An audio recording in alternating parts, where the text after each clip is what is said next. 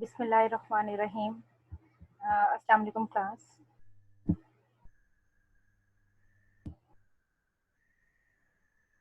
Today we will discuss non-competitive and irreversible inhibition.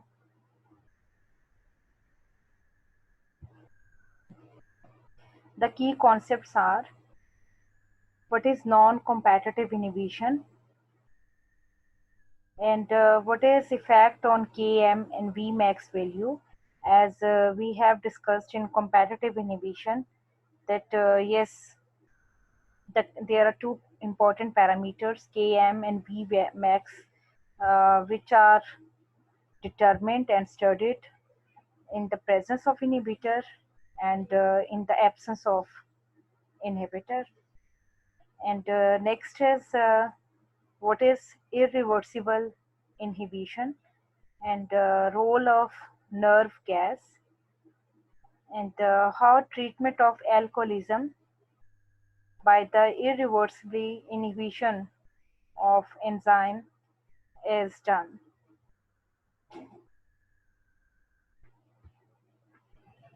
Number first is non-competitive inhibition. In this case, the inhibitor binds at a site other than the active site of the enzyme. It means that in case of competitive inhibition, the inhibitor was binding at the active site. But in case of non-competitive inhibition, the inhibitor doesn't compete for the active site. But it means that yes, active site is available for the binding of the substrate. This binding impairs the enzyme function. It means that the enzyme will not function properly. There is malfunctioning in the enzyme or the catalytic activity. The inhibitor, although has no structure similarities or resemblance with the substrate, which we have discussed for the competitive inhibition, that inhibitor is the substrate analog, just like the example of the succinic acid, malonic acid. And but in this case, for the non-competitive inhibition, there is no structure similarities or the resemblance between the substrate and the inhibitor. However, there usually exists a strong affinity for the inhibitor to bind at the second site. It means that there is some other site where inhibitor has the capacity or has the attractive forces building capacity or the capability, and therefore inhibitor binds the other side on the enzyme surface, and in fact the inhibitor doesn't interfere with the enzyme substrate binding. It means that uh, because it has no structure similarity with the substrate, therefore it will not take part in the competition or overall competency. It doesn't show towards the substrate. Therefore, yes, it allows the substrate to bind towards the active site, but due to its binding or the development of affinity with the enzyme, there is somehow, you can say, appearance or structural modification in the enzyme that it leads to deformation, and therefore the inhibitor will not interfere with the enzyme substrate binding, but the catalysis is prevented. It means that catalytic activity of the enzyme will be stopped, will be suppressed, and it's possibly due to the distortion in the enzyme conformation or 3D formulation. Therefore, there is somehow changes at the active site, which leads towards the prevention of the catalysis.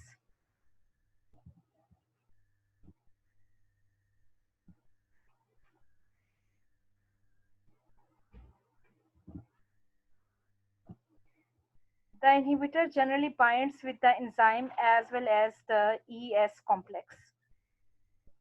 Therefore, these two probability will leads in such a way that for overall the reaction for the non-competitive inhibition is shown as that uh, with the enzyme, yes, substrate will bind to give the enzyme substrate complex, which will yield enzyme, free enzyme, and product. But for non-competitive inhibition, inhibitor has a probability with the binding with the enzyme to give EI complex, and thus the substrate will be present as the free form, or it will not has the capacity to bind with the enzyme. And for the second probability or the case, to ES complex, or if the ES complex has been formed, inhibitor will bind with the ES complex to give EIS. It means that enzyme occupying both substrate and inhibitor, but it doesn't give such type of reaction. It means that uh, this enzyme inhibitor substrate complex will not yield the product in a way as it was giving the product when enzyme substrate simple complex was formed.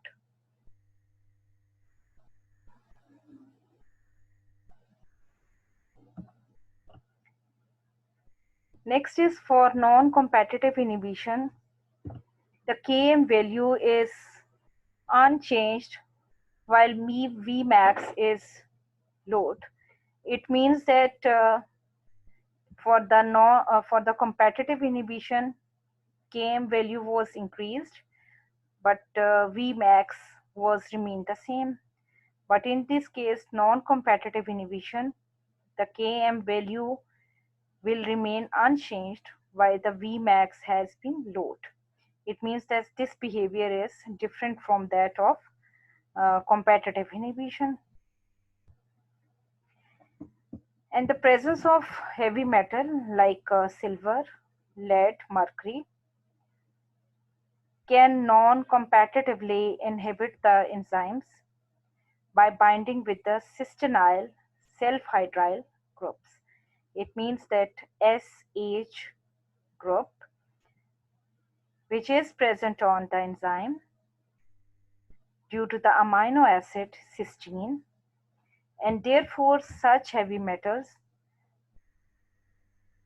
silver, mercury, lead, they will non-competitively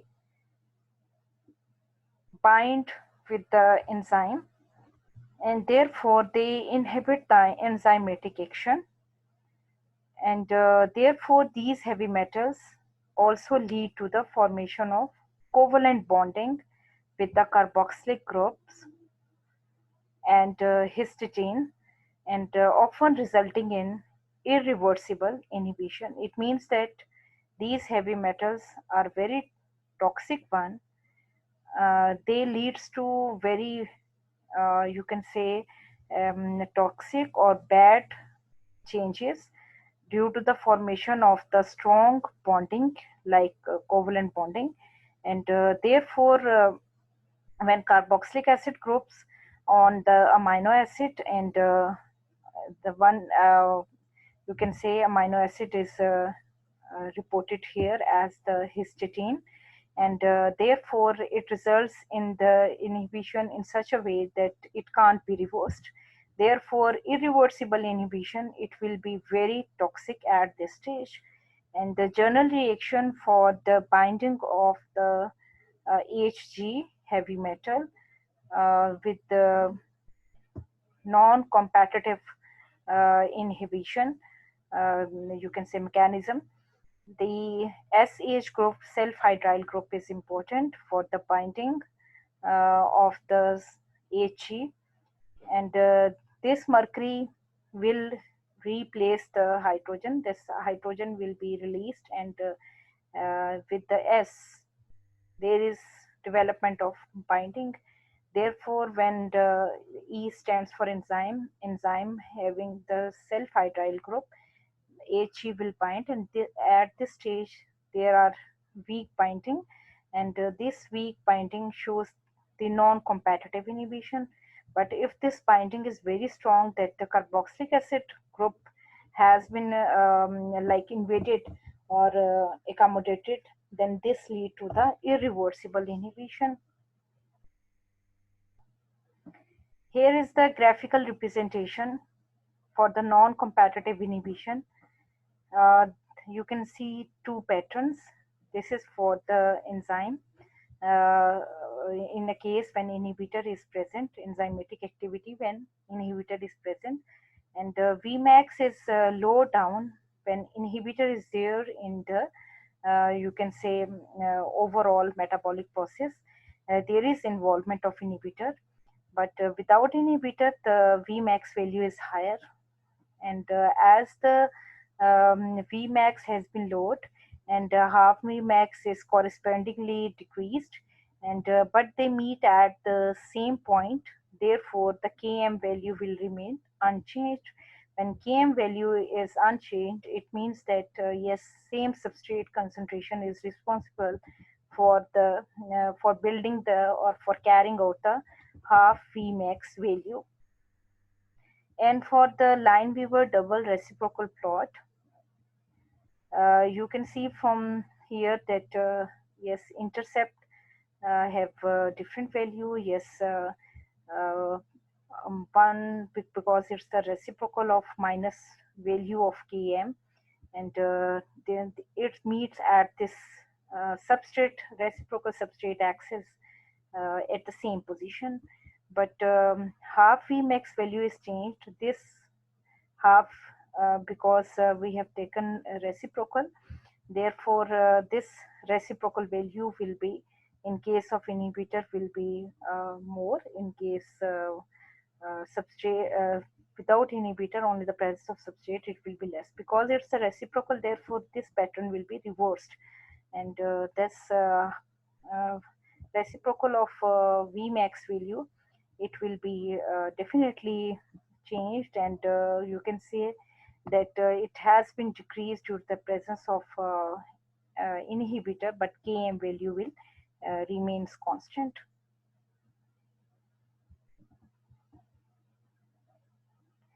Next is the irreversible inhibition.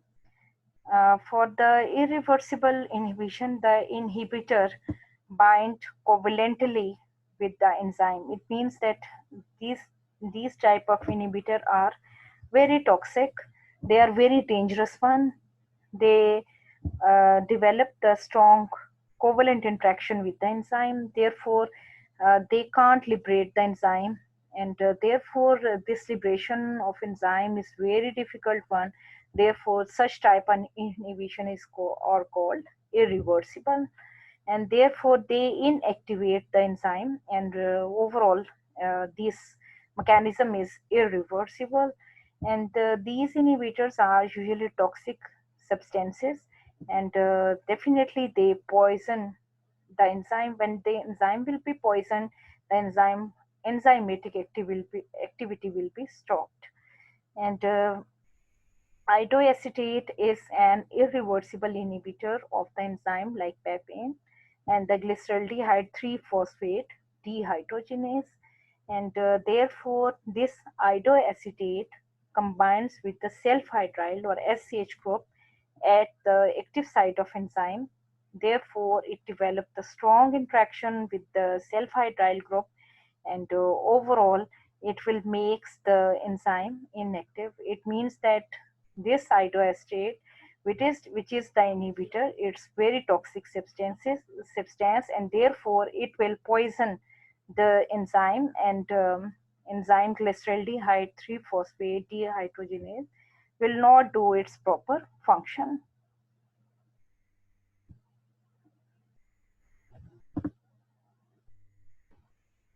Example is quoted over here, like diisopropyl fluorophosphate, which is the DFP. It's a nerve gas which was developed by the German during the Second World War. It means that Germans had developed this nerve poisonous gas during the war in order to defend against the enemy. And this diisopropyl fluorophosphate, it irreversibly binds with the enzyme containing serine at the active site.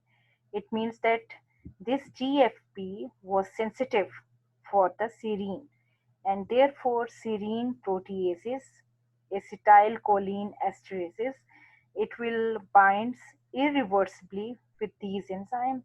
It means that during the Second World War, German had developed a very strong poisonous material, and it was no doubt the chemical war, and therefore they chemically defeated the enemy, and therefore such type of inhibitions are very you can say dangerous one. These they were the lethal one, and these poisonous materials or the substances or the gases, they killed many people. And many organophosphorus insecticides, like which kill the insects, they are the organophosphorus. It means that the phosphorus is present in the covalent linkage, and therefore, like the malathion, here is shown the structure of the malathion. They are toxic to the animals, which includes man as well. And because they block actively the activity of the acetylcholine esterase, and this acetylcholine esterase is essential for the nerve conduction, and therefore when there is attack on the nerves, then the central nervous system will not do its proper function, and therefore it result in the paralysis of the many vital body functions, like these body functions may be the respiration, pumping of heart, and blood. And therefore the central nervous system or the acetylcholine esterases, there is attack or there is malfunctioning of the proper nerve conduction, and therefore such type of the organophosphorus insecticides like malathion, they are the toxic uh, towards the higher animals, and therefore when these insecticides are used to kill insects, they definitely uh, take their bad impact, or they show their bad impact on the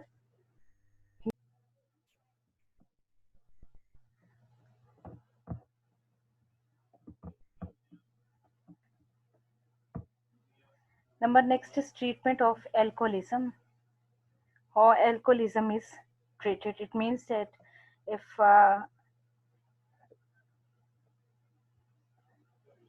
treatment of alcoholism mean if any person is very used to take the alcohol, and therefore for the treatment disulfiram, which is the antabuse, it's the antabuse mean like the drugs which are the abusive one, they are utilized by certain people, and they are addicted of these drugs, they have the drug addiction, and therefore it's used in the treatment of alcoholism, and it irreversibly inhibit the enzyme aldehyde dehydrogenase, and alcohol addicts when treated with the disulfiram become sick due to the accumulation of the acetaldehyde and leading to alcohol avoidance. It means that when a person which is used to use very have the habit to use alcohol, drink alcohol in uh, large amount, and when he is treated with the disulfiram, which is the antabuse, and it's due to the accumulation of the acetaldehyde, and therefore he will be no longer addict of the alcohol, and due to the uh, building of the alcohol avoidance in its body. And notably point is that the alcohol is metabolized by the two enzymes, and it is the first which is acted upon by the alcohol dehydrogenase to yield the acetaldehyde, and the enzyme aldehyde dehydrogenase converts the acetaldehyde to the acetic acid. And therefore, when a person use the alcohol, this alcohol is metabolized by two important enzymes, alcohol dehydrogenase and the aldehyde dehydrogenase. And after the action of these two enzymes, the utilized alcohol, it gets converted into acetic acid. Therefore, by the use of this disulfiram, there is treatment of alcoholism. And here is the structure of the disulfiram, consisting of sulfur in conjunction or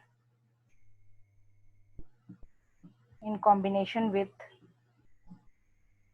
this tertiary nitrogen, tertiary amine.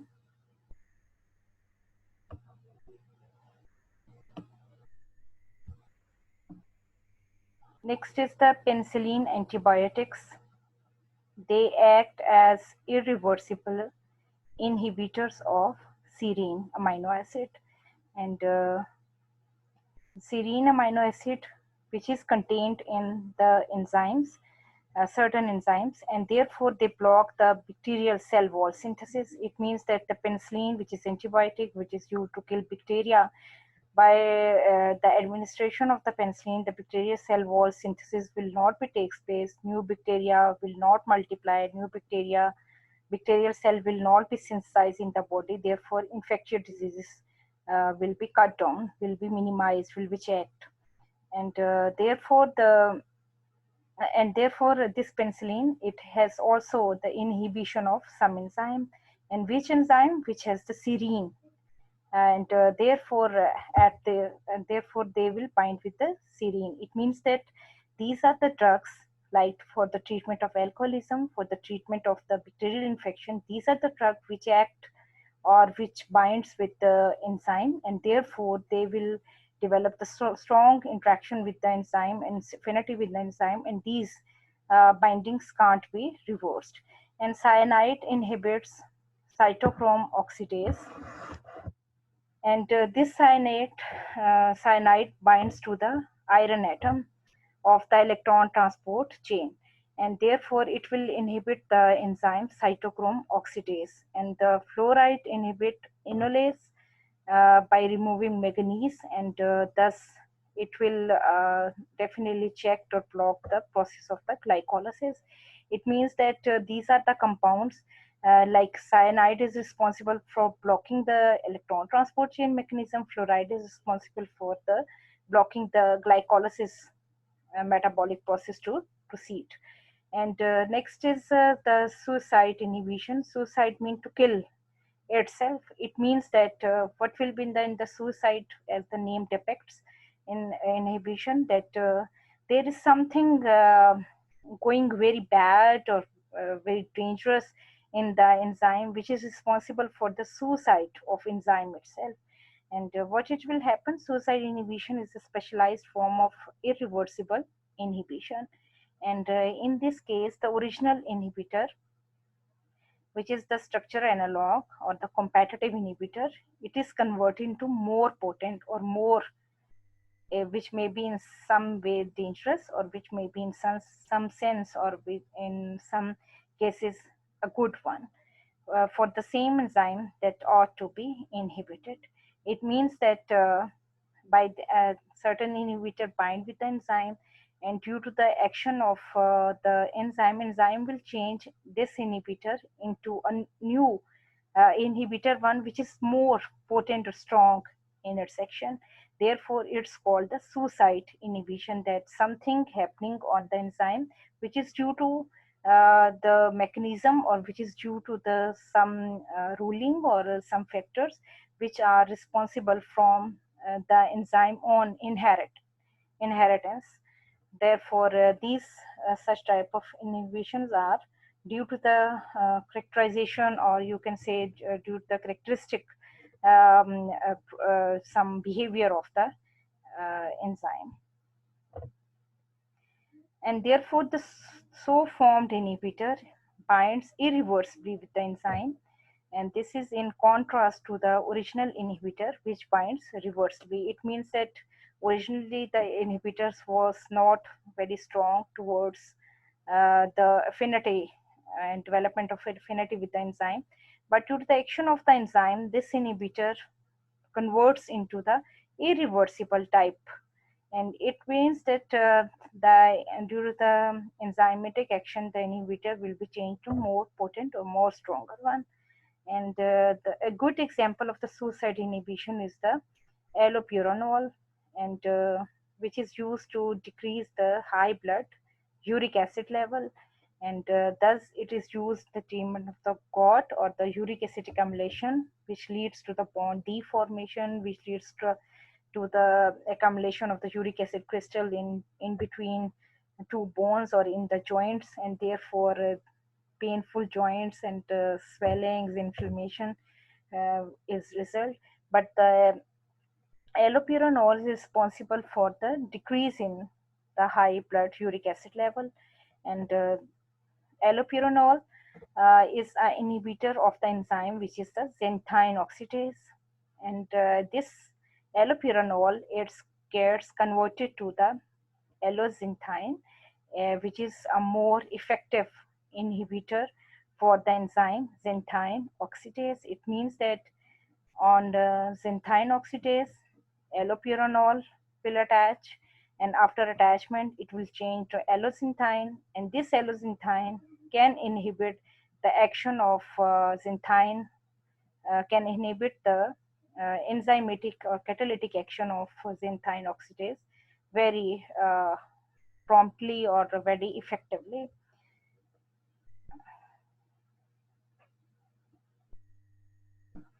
Here is the overall picture that when allopurinol is administered in the body, then it has been changed into alloxanthine. Therefore, the next reaction, which was the production of the uric acid or formation or synthesis of uric acid in the blood, and thus in the building of accumulated level or the concentration in the joints. Therefore, the hyperxanthine leads this reaction, and it's converting into xanthine due to the oxidation at this stage. And after that, this xanthine was changed into the uric acid due to the uh, carboxy, you can say the development of the this carbonyl functionality over here. But due to the allopurinol, alloxanthine is formed, and further catalytic activity of enzyme is stopped, and therefore this uric acid production will not be proceeded. And thus the use of the certain purines and pyrimidines analogs in cancer therapy is also explained on the basis of the suicide inhibition, that certain purine and pyrimidine bases you can say medicines are used for the cancer therapy, and therefore uh, the uh, the enzymes which were responsible for the rapid multiplication of the cells, and therefore development of the tumor, and therefore these type of the medicines will tackle or will deal the enzyme in such a way that they are they become more potent or strong, and therefore the enzymatic action stopped, and therefore there is decrease in the development of the tumor, or the rapid or the uncontrolled growth of the cell.